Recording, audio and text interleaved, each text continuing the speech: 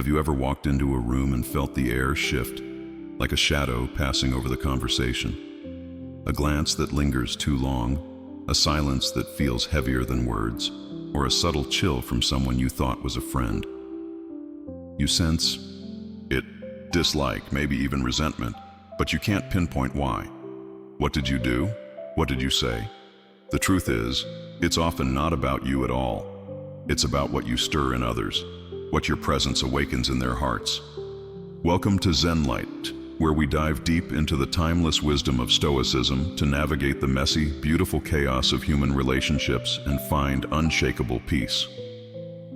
Today, we're peeling back the layers of why people secretly resent you, not because of your actions, but because of what you reflect back to them. Stick with us through this journey, because by the end, you'll walk away with practical tools to rise above envy, protect your peace, and live with a clarity that no one's bitterness can touch. This isn't just philosophy, it's a roadmap for thriving in a world that sometimes feels like it's rooting against you. So grab a coffee, settle in, and let's uncover the silent forces at play. You're not here to shrink, you're here to shine. Let's get started. Picture a moment in your life when you felt on top of the world. Maybe you landed a promotion after years of grinding late nights, or you found a quiet confidence after months of soul-searching. You're not boasting, not flaunting, you're just being you, living in your truth. But then you notice it.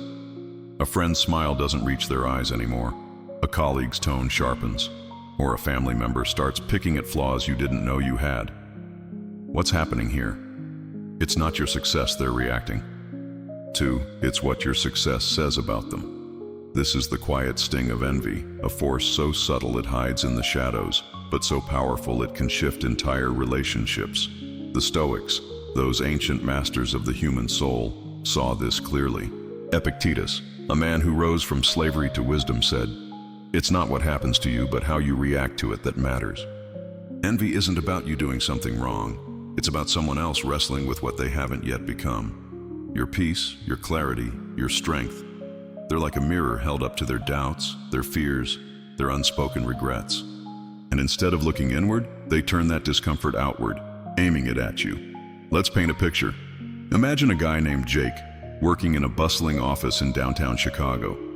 He's spent years honing his craft, showing up early, staying late, not for applause, but because he believes in his work. One day, he gets a big win. A project he led gets national recognition. He's humble about it, but the news spreads. Suddenly, his coworker Sarah, who used to grab lunch with him, starts avoiding him. Her texts go unanswered, her conversations clipped.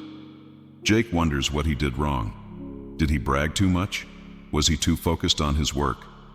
The truth is, Jake's success didn't hurt Sarah. It reminded her of her own hesitation, her own projects left unfinished, her own dreams she's been too afraid to chase. His light didn't dim hers. It just made her notice the shadows she's been avoiding. This is what envy does. It's not loud. It doesn't announce itself. It festers quietly, whispering, "Why not me?" in the back of someone's mind. And instead of answering that question with courage, they answer it with resentment. Now, here's where Stoicism hands you a lifeline. You can't control Sarah's feelings. You can't make her see Jake or you for who you truly are. But you can control how you carry yourself in the face of that silent storm. Envy is their battle, not yours. Your job isn't to fix their insecurities or dim your light to make them comfortable. Your job is to keep walking your path with grace, with purpose, with a kind of quiet strength that doesn't need validation. Think about it. When was the last time you felt someone pulling away because you were living your truth? Maybe it was a friend who stopped calling when you started prioritizing your mental health, or a relative who scoffed when you set boundaries to protect your time. Their reaction wasn't about you being wrong, it was about you being real in a way they weren't ready for. The Stoics teach us that virtue is its own reward. You don't live well to win applause. You live well because it's the only way to live true. So, how do you apply this today, right now, in your life? Start with awareness. The next time you feel that shift in the room, that coldness in someone's tone, pause. Ask yourself, Is this about me, or is this about what I'm reflecting back to them? If it's envy, don't take it personally. Don't shrink to make them feel bigger. Instead, try this simple Stoic practice. Reflect on your intentions. Are you acting with kindness? Are you living in alignment with your values? If the answer is yes, then their discomfort is not your burden. Let it go. But don't stop there. Extend compassion. Not the kind that begs for approval, but the kind that sees their struggle and chooses not to add fuel to it.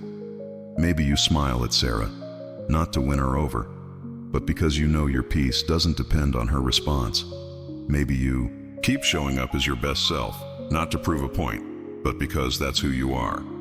Let's take it deeper. Envy doesn't just show up in big moments like promotions or public wins.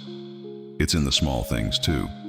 Maybe you're the one who always stays calm in a family argument, and someone resents you for not spiraling with them. Maybe you're the friend who's finally saying no to toxic patterns, and someone pulls back because your boundaries make them question their own lack of them. These moments are tests, not of your worth, but of your resolve. The Stoics would tell you to see these as opportunities to practice resilience.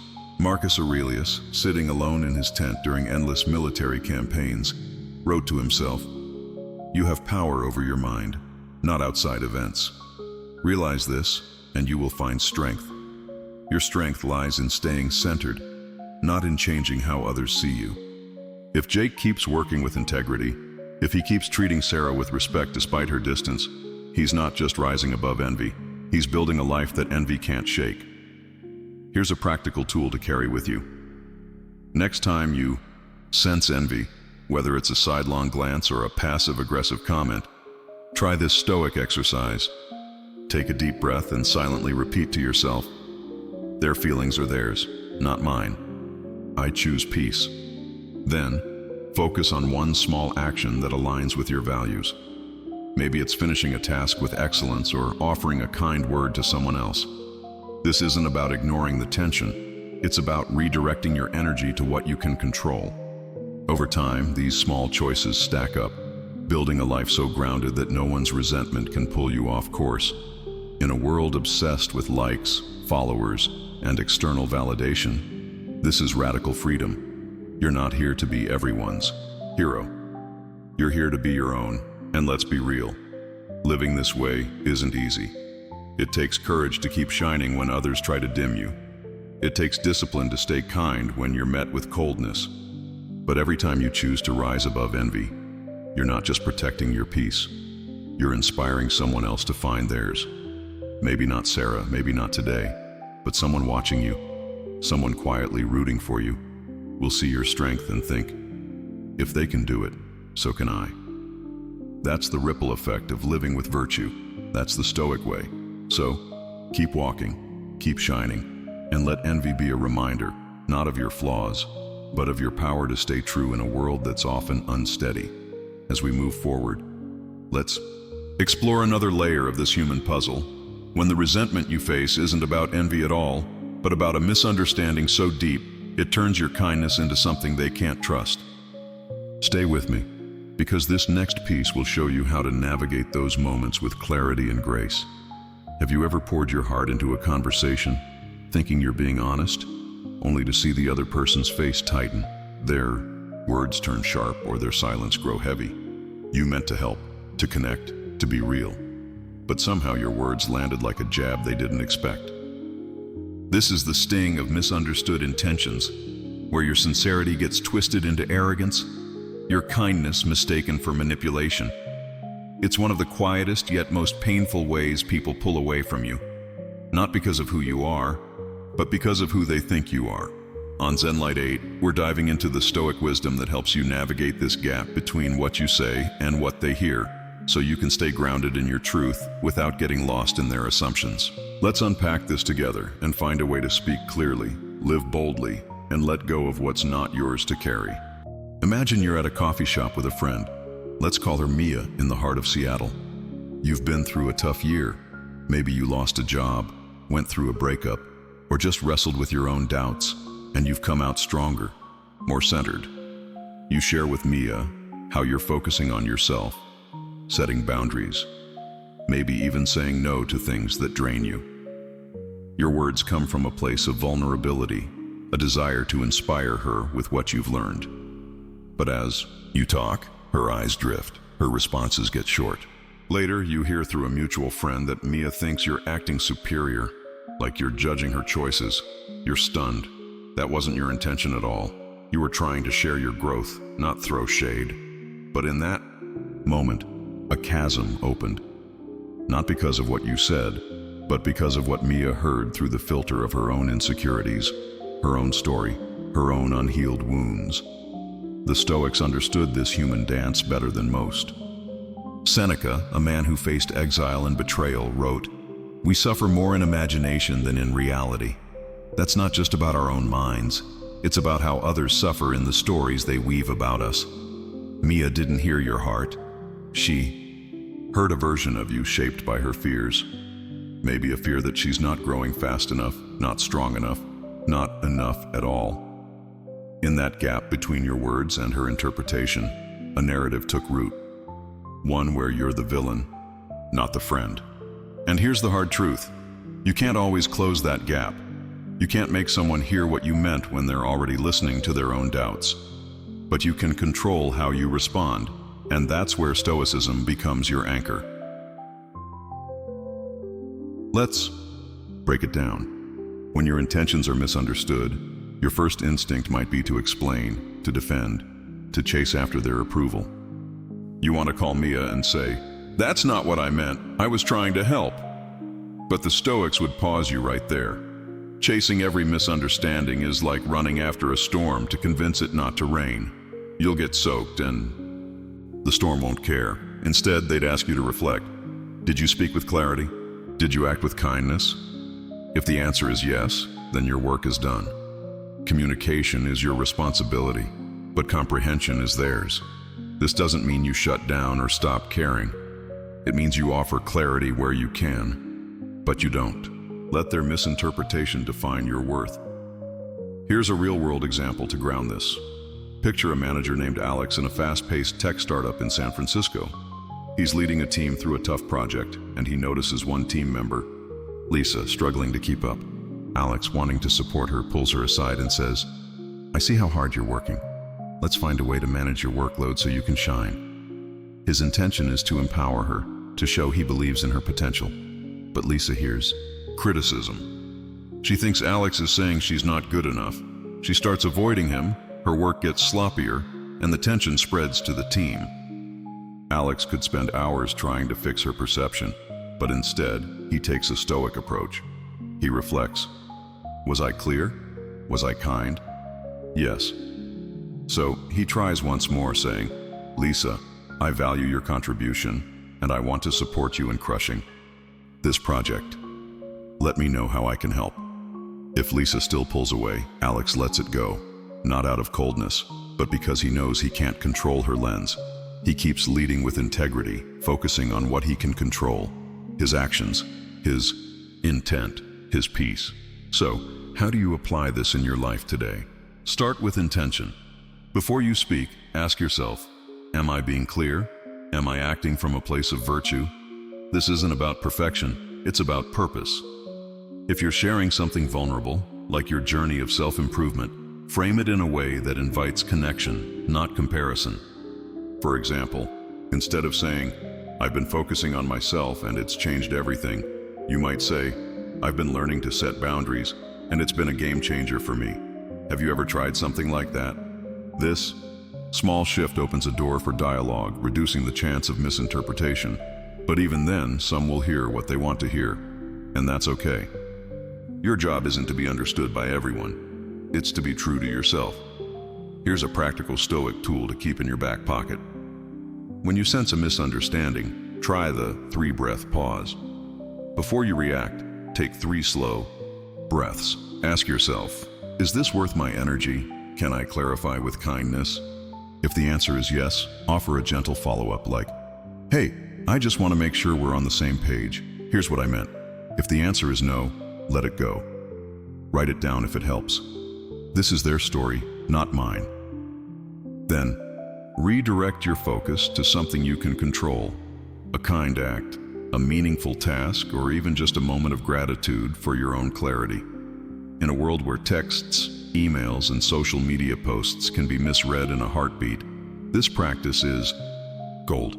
It's how you stay centered when the world tries to pull you into its drama. Let's go deeper. Misunderstandings don't just happen in conversations. They happen in how you live. Maybe you're the one in your friend group who's chasing a dream, like starting a side hustle or training for a marathon. You're not preaching, but your actions speak. And for some, that's enough to feel judged. Your discipline, your focus, your refusal to gossip or complain, it can make others feel like you're silently critiquing their choices. But you're not. You're just living your truth. The Stoics would remind you that this is their projection, not your problem. Epictetus said, "You become what you give your attention to." So, give your attention to your growth, your values, your peace, not to the stories others tell about you in their heads. This isn't about being cold or detached. It's about being deliberate. If Mia pulls away, you can reach out once, with warmth. "Hey, I value our friendship, and I'd love to know if I said something that didn't land right." But if she doesn't meet you halfway, you don't beg. You don't shrink. You keep living with the same openness and integrity that you brought to that coffee shop. Because here's the thing. The people who are ready for your truth will find you. The ones who misread you, they're not your audience. They're on their own journey, wrestling with their own shadows. Your job is to keep your heart open, your words clear, and your soul steady. In today's world, where a single misinterpreted tweet or a poorly worded email can spark a firestorm, this Stoic wisdom is more vital than ever. You can't control the algorithms or the assumptions, but you can control your clarity. You can choose to speak with intention, to act with kindness, and to let go when your truth isn't received. That's not weakness, it's power. It's the power to rise above the noise, to live authentically in a world that's quick to judge. So the next time your words are twisted or your kindness is mistaken, don't fight the storm. Stand in it calm and unshaken, knowing that your truth is enough. As we move forward, let's dig into another reason why people might pull away. Not because of what you say, but because of what you stand for. When your values don't align with theirs, your presence can feel like a challenge they're not ready to face. Stay with me, because this next piece will show you how to hold your ground with quiet strength. You've probably felt it before. Hello? Moment when you stand up for what you believe in, and the room goes quiet. Not the kind of quiet that feels supportive, but the kind that carries an edge, like you've just stepped on an unspoken line. Maybe you said no to a toxic workplace habit, like gossiping over lunch, or you chose to live differently, prioritizing simplicity over the hustle everyone else seems to chase. Suddenly, people look at you differently. They don't say it out loud, but you feel the distance, the judgment, maybe even the resentment. This isn't about what you did, it's about what you stand for. On ZENLIGHT 8, we're diving into the Stoic wisdom that helps you navigate these clashes of values, where your principles make others uncomfortable, not because you're wrong, but because you're unapologetically you. Let's explore how to stay rooted in your truth, even when it feels like the world is pushing back. Picture a woman named Rachel, living in a small town outside Austin, Texas. She's always been part of her tight-knit community, joining every barbecue, every book club, every local event. But over time, she starts to shift. She reads about minimalism, starts questioning the endless cycle of buying more, wanting more, comparing more. She declutters her home, says no to overspending on group outings, and starts spending her evenings journaling instead of scrolling social media. Her friends notice. At first they're curious, but soon curiosity turns to discomfort. They joke that Rachel's gone all zen, but the jokes carry a bite. They stop inviting her to happy hours, whisper that she's judging their lifestyles. Rachel hasn't said a word against them. She's just living in alignment with her new values. But that alignment feels like a challenge to those who haven't found their own. This is where values clash, and it's one of the deepest, most overlooked reasons people pull away from you. When you live by a different moral compass, whether It's discipline in a world of distraction, honesty in a culture of half-truths, or courage in the face of conformity. Your choices become a mirror. They reflect back to others what they've chosen not to pursue. Marcus Aurelius, the emperor who traded pomp for philosophy, wrote, "The opinion of 10,000 men is of no value if none of them know anything about the subject." Translation? Just because your values don't match the crowd doesn't mean they're wrong. In fact, the Stoics would argue that's exactly when you know you're onto something real. When you live deliberately, when you choose principle over popularity, you're not just building a life, you're building a legacy. But let's be honest, standing firm in your values isn't always easy. It's one thing to say no to a gossip session at work. It's another to feel the chill from coworkers who now see you as too serious. It's one thing to prioritize your mental health over endless social obligations.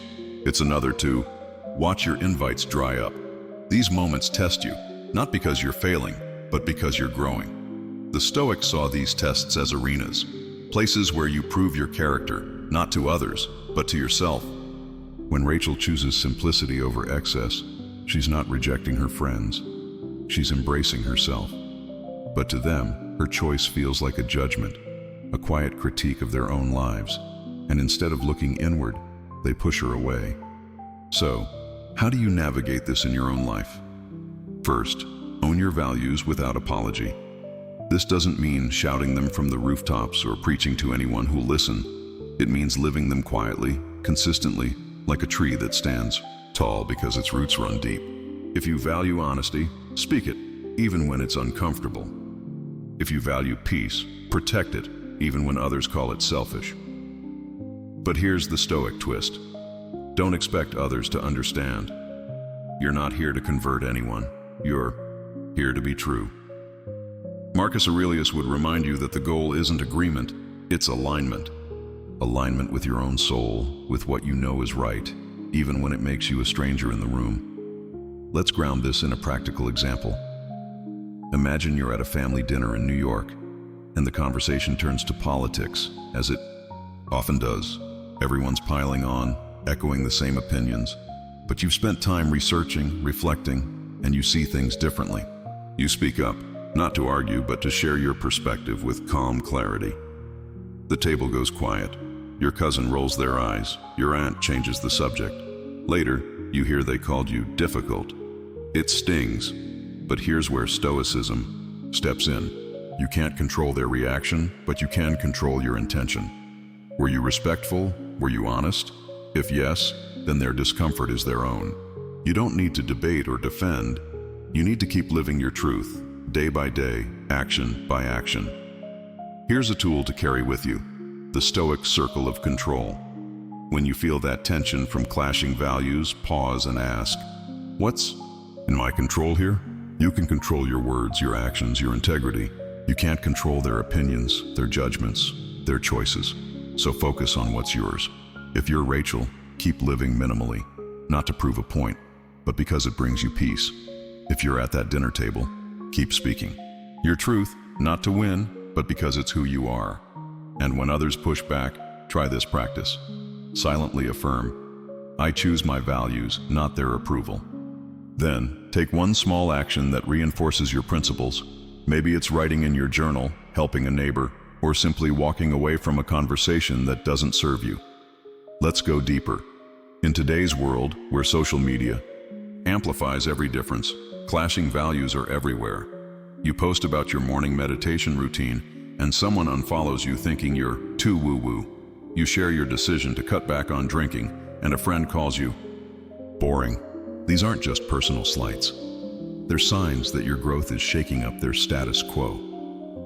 The Stoics would tell you this is normal. Growth always disrupts, but disruption isn't destruction.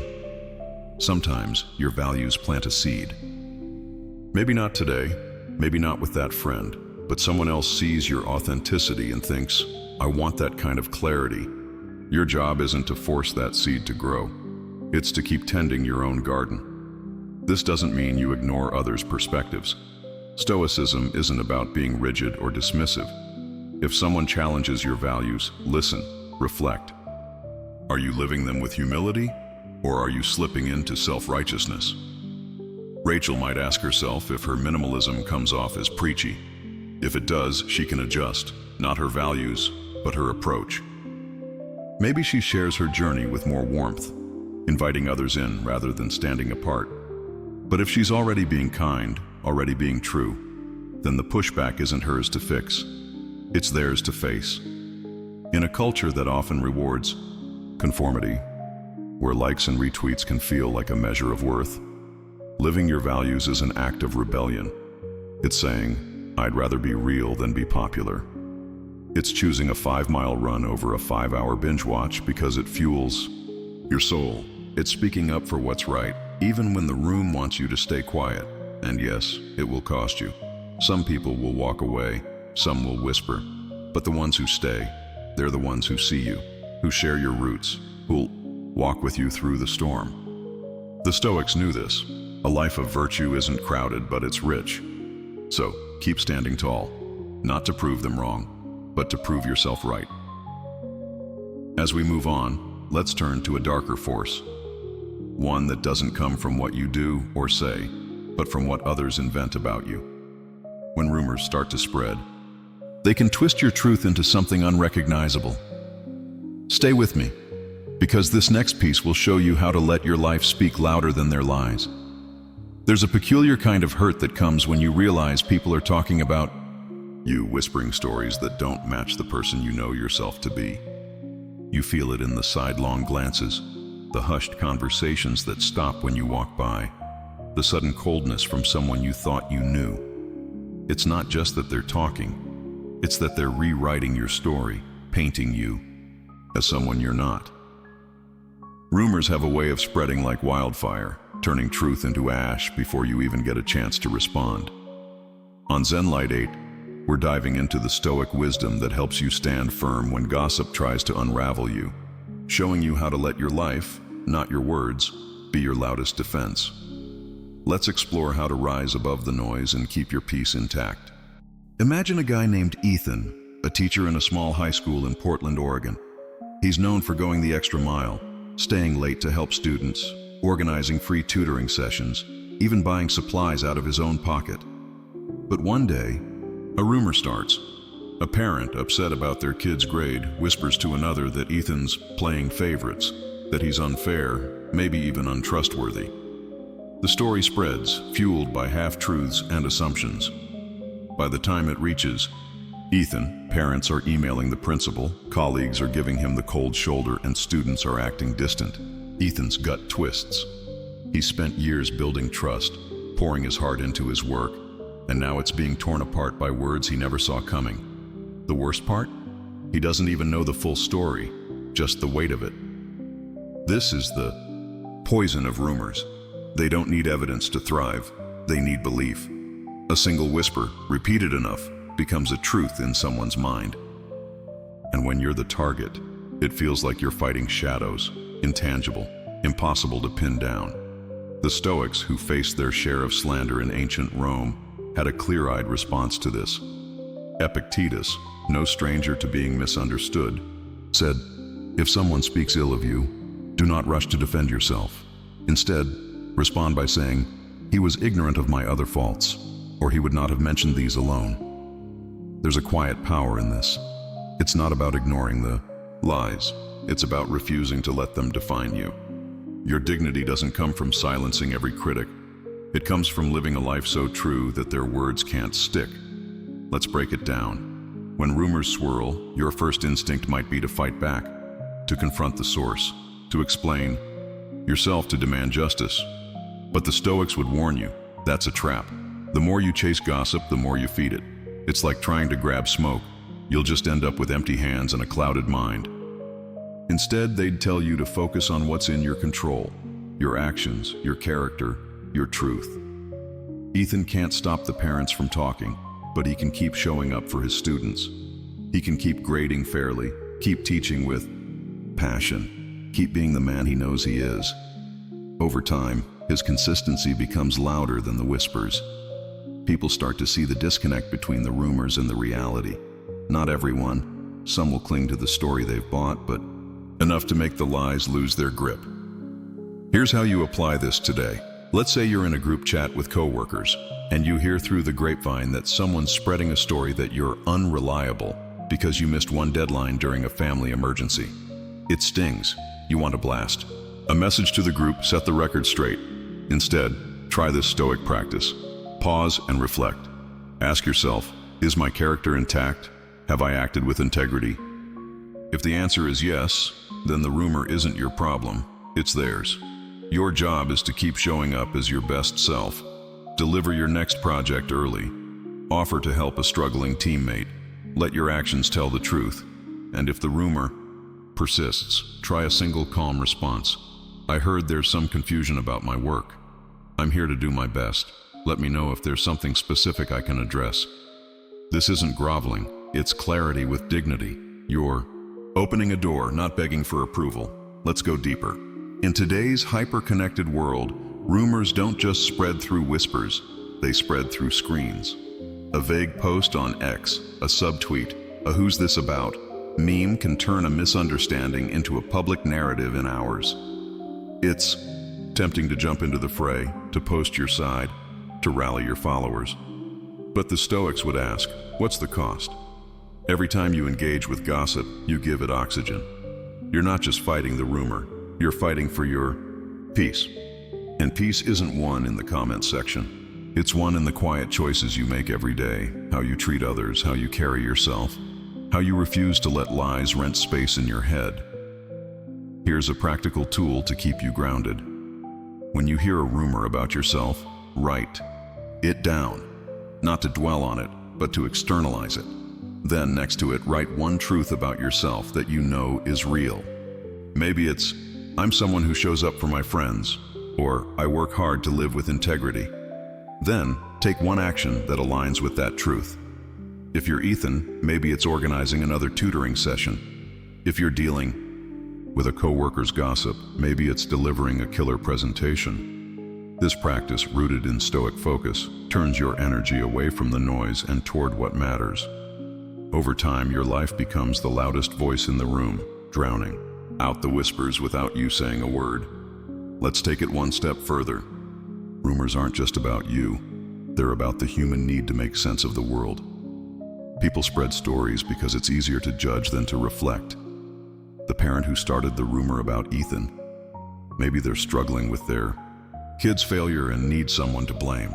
The coworker who called you unreliable, maybe they're insecure about their own performance. Understanding this doesn't excuse their behavior, but it frees you from taking it personally. You become like a lighthouse, steady in the storm, shining not to fight the darkness, but because that's what lighthouses do. Some ships will crash anyway, but others will find their way because of you. This Stoic approach isn't about being passive, it's about being powerful. It's about choosing where to spend your energy. In a world where gossip can go viral in a heartbeat, where a single screenshot can twist your story, your greatest weapon is your consistency. Live so clearly, so honestly, that the lies can't stick. And when they do, when someone chooses the rumor over the reality, let them. You're not here to win every heart. You're here to keep yours whole. So, keep teaching, keep creating, keep loving, not to prove them wrong, but to prove yourself right. As we move forward, let's look at a force that's even more personal. When someone's resentment isn't about rumors or values, but about their own pain, projected onto you like a mirror you never asked to hold. Stay with me, because this next piece will show you how to see through their storm and stay steady in your own. Sometimes the resentment you face feels like it comes out of nowhere. You're just living your life, working hard, staying kind, chasing your dreams, and yet someone's attitude toward you shifts. Their words carry an edge, their eyes hold a flicker of disdain, or they go out of their way to undermine you. You rack your brain, wondering what you did to deserve it. The answer, more often than not, lies not in your actions, but in their heart. On ZENLIGHT 8, we're diving into the Stoic truth that people don't always hate you for who you are. They hate what you reflect back to them. When your presence mirrors their pain, their insecurities, their unhealed wounds, you become a target, not because you've wronged them, but because you've shown them something they're not ready to face. Let's unpack this and learn how to stay unshaken when you're caught in someone else's storm. Picture a woman named Maya, a graphic designer in Los Angeles. She's built a solid career, not through flash or hustle, but through quiet discipline, showing up early, delivering stunning work, and always lending a hand to her team. But there's one colleague, Tom, who seems to have it out for her. He nitpicks her designs, leaves her out of group lunches, even takes credit for a project they collaborated on. Maya's confused. She's never crossed him, never spoken ill of him. Why the hostility? The truth lies in Tom's own struggles. He's been stuck in the same role for years, doubting his talent, feeling like he's falling behind. Maya's success, her calm confidence, her ability to shine without stepping on others, it's a mirror that reflects Tom's stagnation, his fear of failure, his belief that he's not enough. Instead of facing that mirror, he lashes out at her because it's easier to resent her light than to confront his own darkness. This is the Stoic insight that changes everything. People don't see you as you are. They see you through the lens of their own inner world. Marcus Aurelius, who faced critics and betrayers even as an emperor, wrote, "When another blames you or hates you, go to their souls, penetrate inside, and see what sort of people they are. You will realize there is no need to be racked with anxiety that they should hold any particular opinion about you." In other words, their resentment is their story, not yours. When Tom undermines Maya, it's not about her designs, it's about his doubts. When someone snaps at you for no reason, it's not about your words, it's about the pain they're carrying. Understanding this doesn't make the sting go away, but it gives you a choice. Do you jump into their chaos, or do you stay steady in your own? Let's make this real for you. Think about the last time someone treated you unfairly.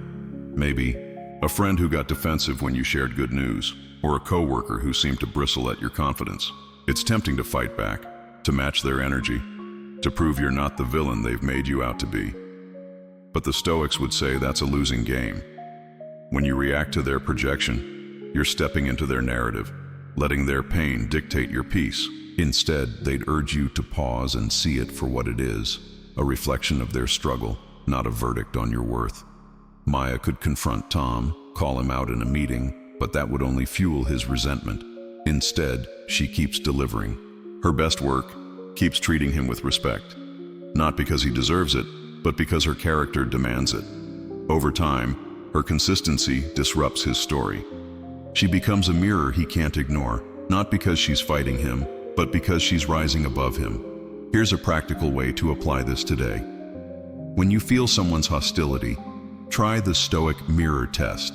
Ask yourself, what might this person be seeing in me that's triggering them? Is it my success, my calm, my independence?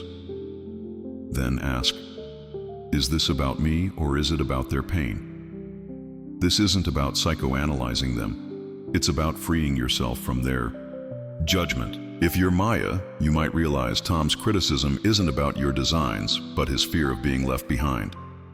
If you're dealing with a friend's coldness, you might see it's not about your good news, but their struggle with their own lack of progress. Once you see this, you can choose your response. Maybe it's a kind word to show you're not the enemy. Maybe it's stepping back to let them sort out their storm. Either way, you're not reacting, you're choosing. Here's a tool to keep you grounded, the Stoic anchor affirmation. When someone's resentment hits you, take a moment to breathe and silently say, their pain is not my truth. I choose my peace. Then take one small action that reinforces your values. Maybe it's finishing a task with excellence or reaching out to someone who lifts you up. In a world where social media can amplify projections, where a single comment on X can turn your joy into someone's target, this practice is your shield. It's how you stay centered when others try to pull you into their chaos. And let's be clear, this isn't about letting people walk over you. It's about refusing to let their pain drag you down. You're not here to fix their wounds. You're here to protect your own light. Let's go deeper. Projections aren't just personal, they're cultural. In a society obsessed with comparison, where every Instagram post or LinkedIn update can feel like a race, your authenticity can feel like a threat. If you're the one who's content with less, who finds joy in the present, who doesn't chase the next shiny thing, you're challenging the status quo. And some people, caught in their own cycle of striving and dissatisfaction, will resent you for it. They'll call you aloof, naive, even arrogant, not because you are, but because your peace exposes their unrest. The Stoics would tell you this is your arena. Every time you face projection and choose not to mirror it back, you're forging resilience. You're proving to yourself that your worth doesn't depend on their approval. This approach takes practice, especially in a world where we're bombarded with opinions, online, at work, in our own families. But here's the payoff. When you stop absorbing others' pain, you start reclaiming your energy. You stop wasting time on battles that aren't yours. Maya doesn't need Tom's validation to keep creating. You don't need that friend's approval to keep growing. And the more you practice this, the more you inspire others, not by preaching, but by being. Someone watching you, maybe a quiet colleague or a struggling friend, will see your calm and think, I want that. Your life becomes a lighthouse, guiding those who are ready, while letting others sail their own course. As we move forward, let's explore a resentment that runs deeper than projections, one rooted in the past, where old wounds and unspoken grudges turn you into a target for something you can't even name. Stay with me, because this next piece will show you how to let go of what's not yours to carry. There's a kind of resentment that feels like it's been simmering forever, like a fire that never quite goes out. You see it in the way someone avoids your gaze, the way their voice tightens when you speak, or the way they hold you at arm's length for reasons you can't trace. You search your memory. What did I do? Was it something I said years ago, a moment I barely remember? The truth is, sometimes the dislike you face isn't about the present at all. It's about a past someone else can't let go of. On ZENLIGHT 8, we're diving into the Stoic wisdom that helps you navigate these ghosts of yesterday, where old wounds and buried grudges cast long shadows over your relationships. Let's uncover how to face this with clarity, offer grace, and keep moving forward, free from the weight of someone else's history. Imagine a guy named Liam, living in a tight-knit neighborhood in Boston. He's always been close with his childhood friend Emma. They grew up sharing secrets, laughing over late-night pizza, planning their futures. But over the years, something shifts. Emma starts pulling away. No more calls, no more hangouts. Just a polite distance that feels like a wall. Liam racks his brain, replaying every moment. Was it that time he missed her birthday party in college? Or the argument they had over a misunderstanding a decade ago?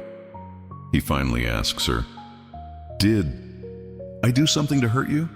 Emma brushes it off, but the tension lingers.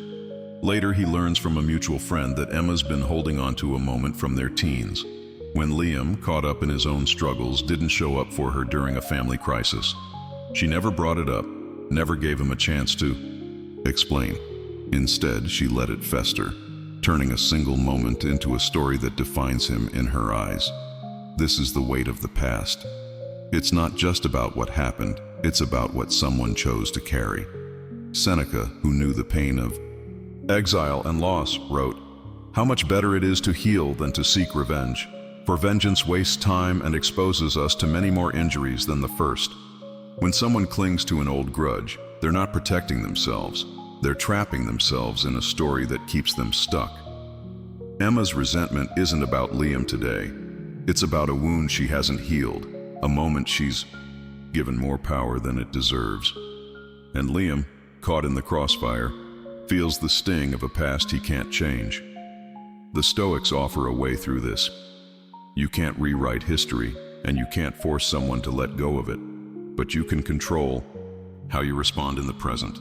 If you've wronged someone, even unintentionally, own it, not to grovel, but to free yourself. If Liam realizes he hurt Emma, he can say, "I'm sorry I wasn't there when you needed me. I was young and caught up in my own mess, but I see how it impacted you." That's not begging for forgiveness, it's clarity with compassion. But if Emma still holds on, if she chooses to keep that wall up, that's her choice, not Liam's burden. The Stoics would tell you to offer the olive branch, but don't stand there waiting for it to be taken. Your peace comes from your integrity, not their acceptance. Let's make this practical. Think about someone in your life who's grown distant for reasons you can't fully grasp. Maybe it's a sibling who's cold since a family argument years ago, or a friend who changed after a moment you thought was resolved. Try this Stoic practice. Reflect on the past with honesty. Ask yourself, is there something I could have done better? If yes, offer a sincere apology, not to win them back, but to align with your values. If no, or if you've already made amends, let it go. Write down the situation and release it with this affirmation. I've done what I can. Their past is not my present. Then, focus on one action that reflects who you are now. Maybe it's reaching out to someone else with kindness, or doubling down on your own growth. This practice, rooted in Stoic detachment, frees you from the ghosts that aren't yours to carry. Let's go deeper. In today's world, where memories are preserved in texts, emails, and old posts on X, the past feels closer than ever. A single screenshot can reignite a decade-old grudge. A casual comment from years ago can resurface, twisted, out of context. This makes the Stoic approach more vital than ever. You can't erase what's been said or done, but you can choose not to live in it. If Liam keeps reaching out to Emma with warmth, not desperation, he's living his truth. If she chooses to stay in that old story, that's her prison, not his. Your job is to keep your present clean, your actions honest, your heart open, your focus forward. Here's another layer. Sometimes the past someone holds on to isn't even about you. It's about what you represent. Maybe you remind them of a time they felt small, a moment they failed, a dream they let slip away. Emma might see Liam's growth, his stable job, his happy family, and feel it highlights her own struggles. Her resentment isn't about that one missed moment. It's about what Liam's life says about hers. This is where Stoicism becomes your shield. You don't dim your light to ease their pain. You don't apologize for growing. You keep living, with purpose, not to prove them wrong, but because it's the only way to live right. Here's a tool to carry with you: the Stoic present moment practice. When the past, yours or someone else's, starts to weigh you down, anchor yourself in the now. Take a deep breath and ask, what can I do in this moment to live my values? Maybe it's a kind gesture, a focused task, or a quiet moment of gratitude.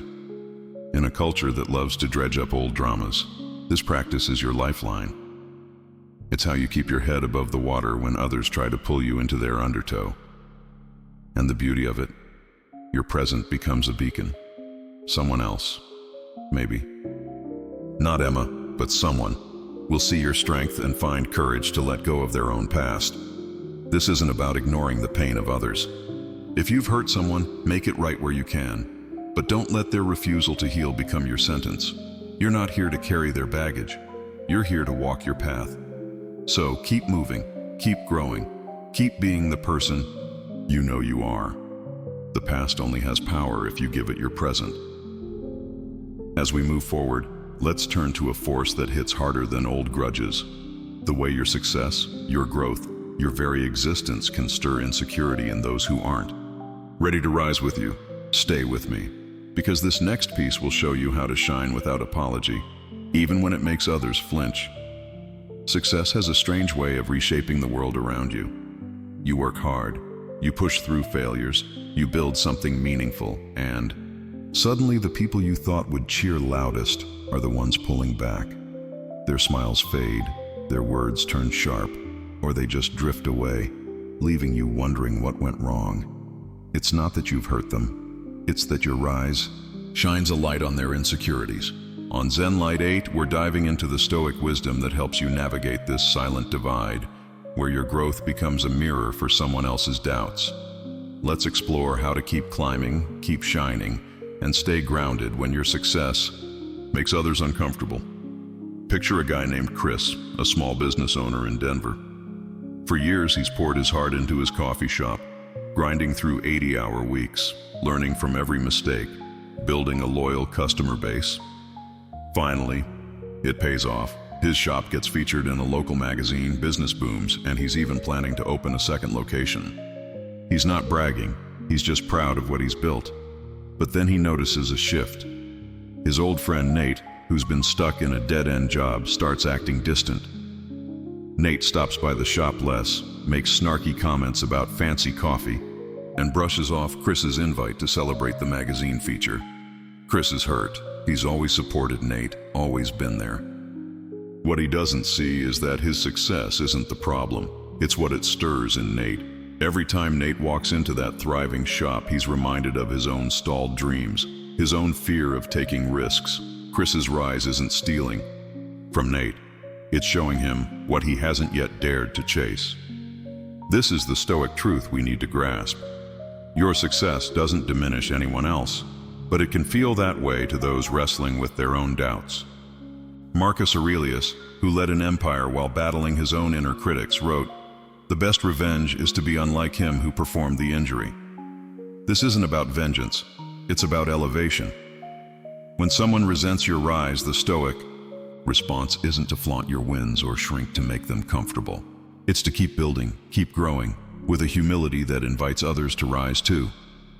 Chris can't make Nate happy about his success, but he can keep running his shop with integrity, treating his customers with warmth, and offering Nate a hand, not to prove a point, but because that's who Chris is. Let's bring this home. Think about a time you achieved something big, maybe a promotion, a personal milestone like running a 10K, or even just finding peace after a tough season. You shared it, expecting support, but instead got silence, sarcasm, or shade. It stings, because we're wired to want connection, to want our tribe to celebrate with us. But the Stoics would remind you that not everyone's ready for your light. Your promotion might remind a coworker of their stalled career. Your newfound calm might highlight a friend's chaos. Their reaction isn't about you, it's about the question they're asking themselves. Why not me? And instead of answering it with action, they answer it with resentment. So how do you handle this in your life? First, embrace humility, not the kind that hides your achievements, but the kind that knows every win comes with unseen struggles. If you're Chris, you might share your story with Nate, not the glossy magazine version, but the real one. The sleepless nights, the loans, the moments you almost gave up.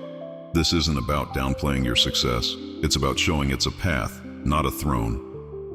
You're saying, this is possible for you too, without saying a word. But here's the Stoic key. Don't expect them to take it. You can't control Nate's response, just like you can't control the wind. Your job is to keep sailing, to keep building a life that reflects your values, not their approval. Here's a practical tool. The Stoic Success Anchor. When you feel someone's insecurity pushing back at your growth, pause and ground yourself.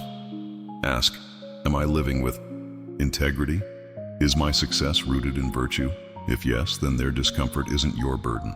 Then, take one action that reinforces your path. Maybe it's mentoring someone else, sharing a lesson you've learned, or simply keeping your focus on the next step. If you're in Chris's shoes, maybe it's inviting Nate for a coffee. Not to win him over, but to show you're still the same guy who values their friendship. If he pulls away, let him. Your success isn't a crime, and you don't need to apologize for it. Let's go deeper. In a culture obsessed with comparison, where every LinkedIn post, every X update, every Instagram story can feel like a scoreboard, your rise can feel like a judgment to someone else. If you're the one who's paid off your student loans, who's built a morning routine that sets you free, who's found joy in simplicity, you're challenging the narrative that happiness comes from more. And that challenge can make people flinch. They might call you lucky to dismiss your hard work or obsessed to dodge their own lack of discipline. The Stoics would tell you this is your arena. Every time you face their insecurity and choose to keep going, you're forging resilience. You're proving that your worth doesn't depend on their cheers. This isn't about being cold to their struggle. If Nate opens up, Chris can listen, share his own fears, show that success isn't a straight line. But he can't carry Nate's journey for him. In today's world, where success is often measured in followers or dollars, the Stoic approach is radical. Define success by your character, not your audience. If you're running that 10K, it's not about the medal, it's about the discipline you built over miles of early mornings. If you're growing your business, it's not about the revenue, it's about the lives you touch. And when others resent you for it, don't dim your light. Shine brighter, not to blind them, but to show them what's possible. As we move forward, let's explore a force that's even more profound. When your very presence, your authenticity, becomes a reminder of what others haven't yet dared to become. Stay with me, because this next piece will show you how to stand tall as a beacon, even when it makes others turn away. There's a kind of quiet power in simply being yourself, but it comes with a cost. Sometimes the way you move through the world, your confidence, your authenticity, your refusal to play by the rules of conformity, makes people uncomfortable. Not because you've hurt them, not because you've said something wrong, but because you remind them of what they're not yet ready to face. Your presence becomes a mirror, reflecting back their unfulfilled dreams, their buried potential, their fear of stepping into their own truth. On ZENLIGHT, we're diving into the Stoic wisdom that helps you stand tall when your very existence stirs unease in others, showing you how to keep shining without apology, while staying grounded in compassion. Let's explore how to be a beacon, not a battleground, in a world that's often afraid of its own light. Picture a woman named Sophia, a writer in Brooklyn. She spent years carving her own path, not chasing bestseller lists or viral fame, but writing from her soul, stories that challenge, provoke, and heal. She's not loud about it. She just lives her truth, showing up to her desk every day, saying no to distractions, choosing authenticity over applause. But at a local writers group, she notices a shift. Another writer, David, starts to pull away. He's polite on the surface, but his comments about her work turn sharp. His invitations to collaborate stop coming. Sophia's confused. She's always encouraged David, always celebrated his ideas. What she doesn't see is that her discipline, her clarity, her quiet courage, they're a mirror David's not ready to face. He's been talking about his big novel for years, but fear keeps him stuck, editing the same chapter, avoiding the leap. Sophia's commitment to her craft isn't judging him. It's reminding him of what he's not yet dared to do. This is the Stoic truth we need to hold on to. Your authenticity can be a disruption, not because it's wrong, but because it's rare. Epictetus, who lived a life of stark simplicity yet profound impact, said, "Know first who you are, and then adorn yourself accordingly." When you live in alignment with your soul, when you choose courage over comfort, truth over trends, you become a living reminder of what's possible. But not everyone's ready for that reminder. Sophia's discipline doesn't steal from David, but it highlights his hesitation. Your confidence doesn't diminish your friend, but it might expose their self-doubt. Your freedom to be yourself can feel like a spotlight on someone else's fear of standing out. And instead of stepping into that light, they push you away, labeling you as too much or out of touch, because it's easier to resent you than to face themselves. Let's make this real for you. Think about a time you felt someone pull back, not because of what you did, but because of who you are. Maybe you're the one in your family who broke the mold, chasing a career in art instead of law. Maybe you're the friend who's embraced vulnerability, sharing your struggles openly while others stay guarded. Their discomfort isn't about you being wrong, it's about you being a mirror they're not ready to look into. The Stoics would tell you this is your test, not to change who you are, but to stay who you are, with a kind of quiet strength that doesn't waver. Sophia doesn't need to stop writing to make David comfortable. She needs to keep writing, not to prove him wrong, but because it's her purpose. So, how do you live this in your daily life? First, embrace your truth without apology. This doesn't mean being reckless or dismissive. It means being deliberate. If you're Sophia, keep showing up to your desk. Keep crafting stories that matter. If you're the one who's chosen a different path, keep walking it. Not to stand out, but to stay true. But here's the Stoic nuance. Pair that authenticity with compassion. You don't need to dim your light, but you can soften its glare. If David snaps at Sophia, she might respond with, "I love how passionate you are about your novel. Any way I can support you?" This isn't pandering, it's kindness without compromise. You're staying true to yourself while leaving the door open for others to step into their own light. Here's a practical tool, the Stoic mirror meditation. When you feel someone's resistance to your presence, take a moment to reflect. Ask, What part of me is triggering them? Is it my confidence, my discipline, my freedom? Then affirm, I am not here to shrink, I am here to shine, and my light is an invitation, not a judgment. Then take one action that embodies your truth. Maybe it's finishing a project, speaking up in a meeting, or simply being kind to someone who's struggling. In a world where social media amplifies conformity, where fitting in often trumps standing out, this practice is your rebellion. It's how you stay a beacon, even when others turn away. Let's go deeper. Your presence as a reminder isn't just personal, it's cultural. In a society that often rewards playing small, staying safe, chasing likes over legacy, your authenticity is a radical act. If you're the one who's content with a simple life, who finds joy in a morning walk instead of a new car, you're challenging the narrative that more is better, and that challenge can make people flinch. They might call you weird, unrealistic, even arrogant, not because you are, but because you're showing them a path they're scared to take. The Stoics would say this is your gift. Every time you face their resistance and choose to keep going, you're not just building your life, you're planting seeds for others. Someone, maybe not David, but someone, will see your courage and think, I could try that. This doesn't mean you're above others. Stoicism isn't about superiority, it's about clarity. If Sophia notices David's struggle, she can share her own fears as a writer, not to dim her light, but to show it's human. If you're the one breaking the mold, you can share your doubts, your stumbles, to show the path isn't easy, but it's worth it. But you don't stop walking it. You don't apologize for being you. Because here's the truth. The people who are ready for your light will find you. They'll see your authenticity and be drawn to it, not threatened by it. Your job is to keep shining, not to convince everyone to look. As we move forward, let's explore the final layer of this journey. When your joy, your kindness, your very wholeness becomes a contrast to someone else's emptiness, and how to keep giving without losing yourself. Stay with me, because this next piece will show you how to let your light be your strength, no matter who tries to dim it. There's a kind of resentment that cuts deeper than envy or misunderstanding, one that has nothing to do with what you've done and everything to do with what you are. When you move through life with joy, with kindness, with a peace that radiates from within, it can stir something in others, not admiration, but discomfort. Your light, your wholeness, becomes a stark contrast to their emptiness, and instead of drawing closer, they pull away. They don't hate you for your actions. They hate what your presence reveals about their own inner void.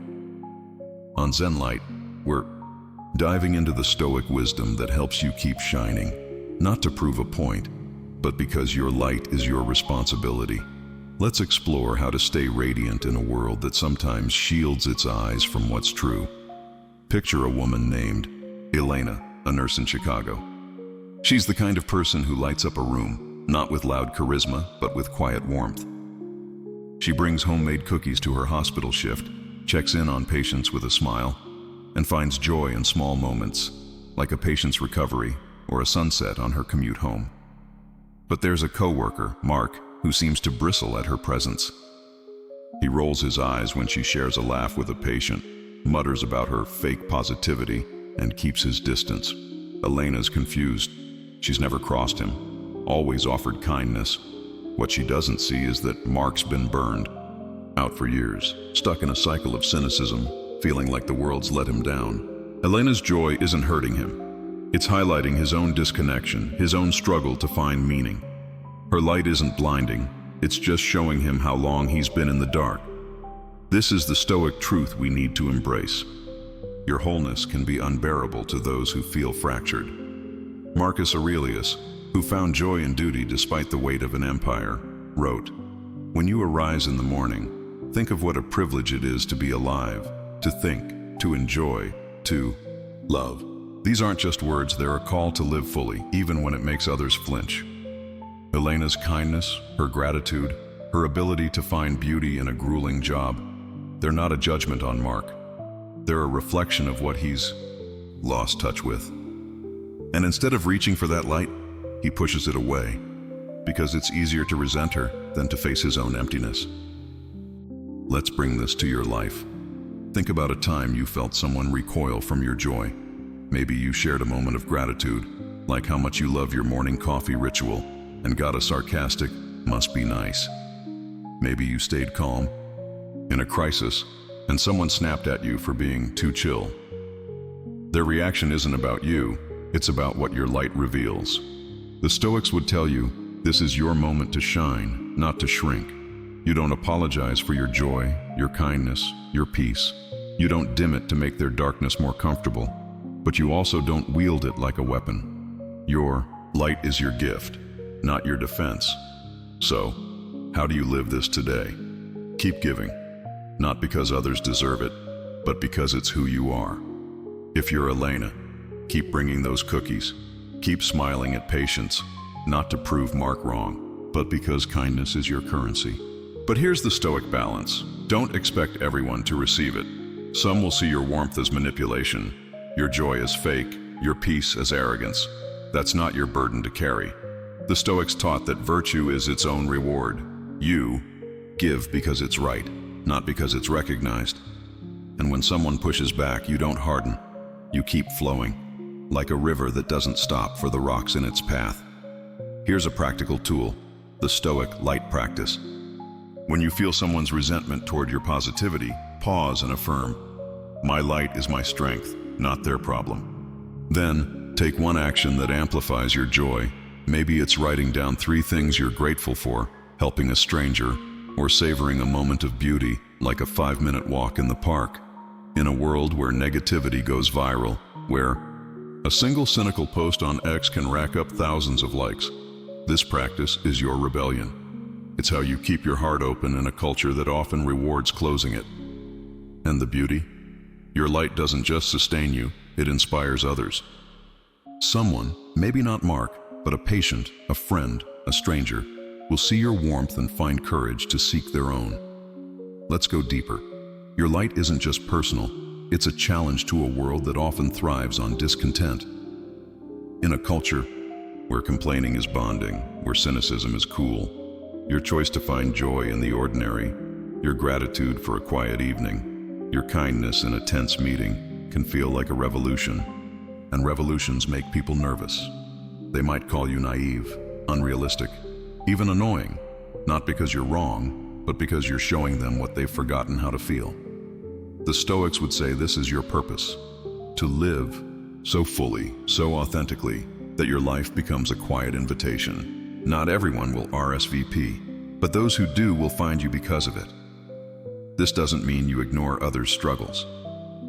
If Mark opens up, Elena can listen, share her own moments of doubt, show that joy isn't effortless, it's earned. But she doesn't stop shining to make him comfortable. In today's world, where burnout is a badge of honor and negativity is a default, your light is a radical act. It's saying, I choose to find meaning even when it's hard. It's choosing a 10-minute meditation over a 10-minute scroll. It's offering a kind word when everyone else is complaining. And when others resent it, you don't take it personally. You keep giving not to change them, but to stay true to you. As we wrap up this journey, let's bring it all together. How to take these Stoic lessons and live them every day, no matter who tries to dim your light. Here we are, at the end of a journey through the silent forces that shape how others see us, and how we choose to see ourselves. From the sting of envy to the weight of rumors, from the clash of values to the mirror of someone else's pain, we've uncovered a truth the Stoics knew well. People don't always resent you for what you do, but for what you awaken in them. Your light, your growth, your authenticity, they're not just gifts, they're responsibilities. And the Stoics, Epictetus, Seneca, Marcus Aurelius, gave us the tools to carry them with grace. You can't control the shadows others cast, but you can control how you shine. In a world that's quick to judge, quick to compare, quick to pull you into its chaos, that's your superpower. Your peace, your integrity, your truth, they're yours to protect, no matter who tries to dim them. So, how do you live this today, in 2025, in a world moving 1,000,000 miles an hour? Start small, but start now. When you feel that chill from someone's resentment, pause. Take a breath. Ask, is this about me, or is it about them? Then choose one action. Maybe it's a kind word. a focused task, or a moment of gratitude that anchors you in your values. In a culture where X posts can spark instant judgment, where a single misstep can define you in someone's eyes, these small choices are your rebellion. They're how you build a life that's not just successful but unshakable. Try this. For E, the next week, keep a journal. Each night, write down one moment where you felt someone's resistance, envy, misunderstanding, or otherwise, and how you chose to respond with clarity, kindness, or detachment. You'll start to see patterns, not in them, but in you, your strength, your growth, your ability to rise above. This is the Stoic way, and it's not just philosophy.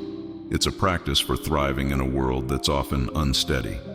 Keep shining, not to prove anyone wrong, but because it's who you are. Keep giving, not because everyone will receive it, but because it's your gift to the world. And keep walking, because the path to peace isn't crowded, but it's yours. Here at ZENLIGHT, we're all about walking that path together, finding clarity in the chaos, and building lives that stand tall. If this resonated with you, drop a comment below, maybe just the word unshaken, or share a moment when you rose above someone's resentment.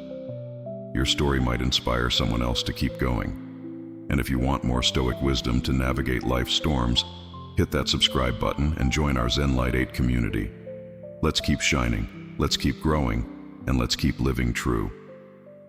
I'll see you in the next one.